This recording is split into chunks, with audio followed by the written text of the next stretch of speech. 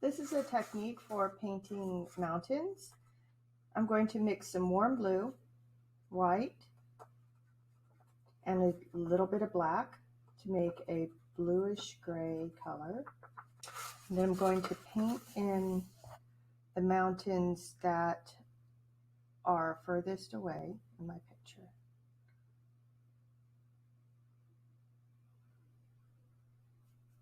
And I'm going to paint them in all with the same color. Then I want to paint some mountains a little closer. So I'm going to use that same color and I'm going to use the blue and the black to mix up a gray as well, but I want it to be darker in value than the color in the back.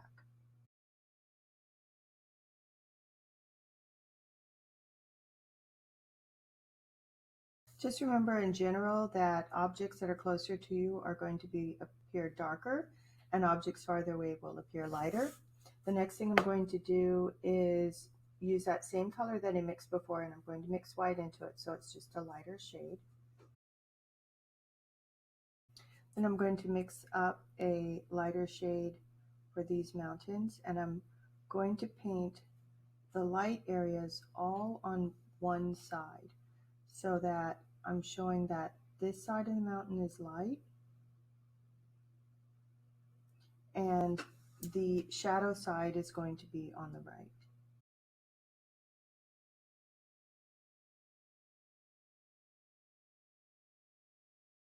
How to paint the tree on a white background so you could really see what I'm doing.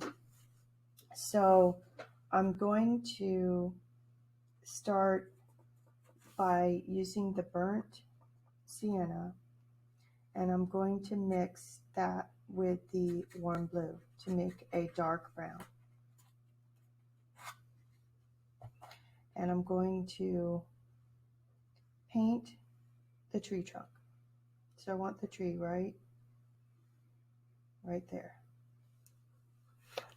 The tree trunk will get hidden, at least most of it will get hidden, so you don't have to worry about painting it in exactly. And then I'm going to use the edge of my flat brush and I'm going to have some branches that pull out. Okay. I'm going to paint a pine tree. So these branches pretty much start off going very horizontal off the tree like this. You can sometimes see very scraggly ones at the bottom that have lost their leaves. Okay. And then the next thing I'm going to do is I'm going to mix up the warm blue with yellow so I make a very dark green.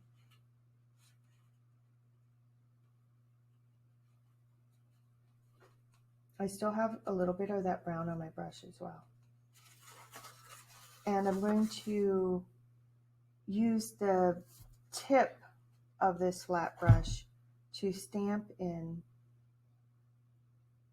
this dark green.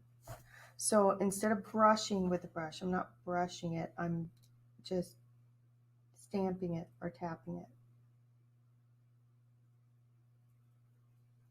Sort of irregularly, I'm going over the tree trunk. And the harder I push with my brush, the bigger the mark I'll make. So I want to keep in this horizontal movement here, all the way to the top.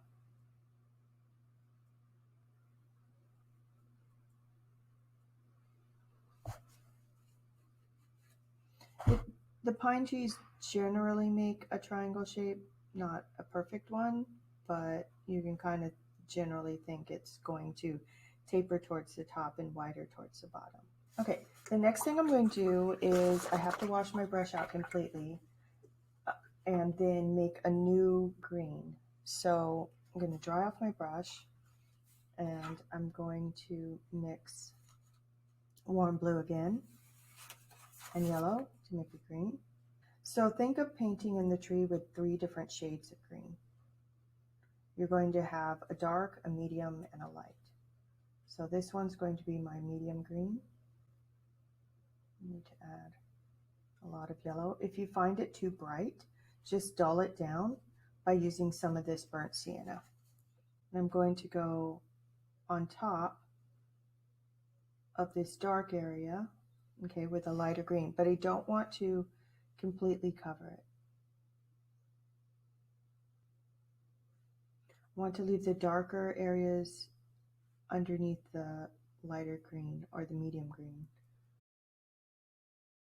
And then I'm going to do the same thing, and I'm going to mix up a lighter green. So I'm going to tap the lighter green on top. I'm just going to use that same green that I've already mixed, take a lot more yellow, choose a section of that green I've already mixed. So I don't mix all of it. I still have my light, my medium, and my dark green.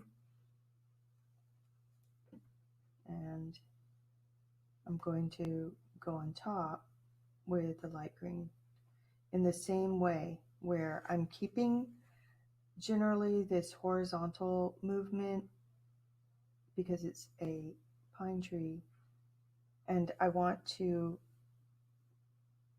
place this color on the tops of these branches. Then I've waited for this to dry a little bit, so I'm going to make an even lighter shade of green. And if you want, you can take a little bit of white, but be careful that you don't make it too minty looking. And I'm just going to put some highlights on my one side, kind of right 3/4 of the tree, like 3/4 over. So I'm not putting it right on the edge here. I'm kind of going a little bit in from that edge.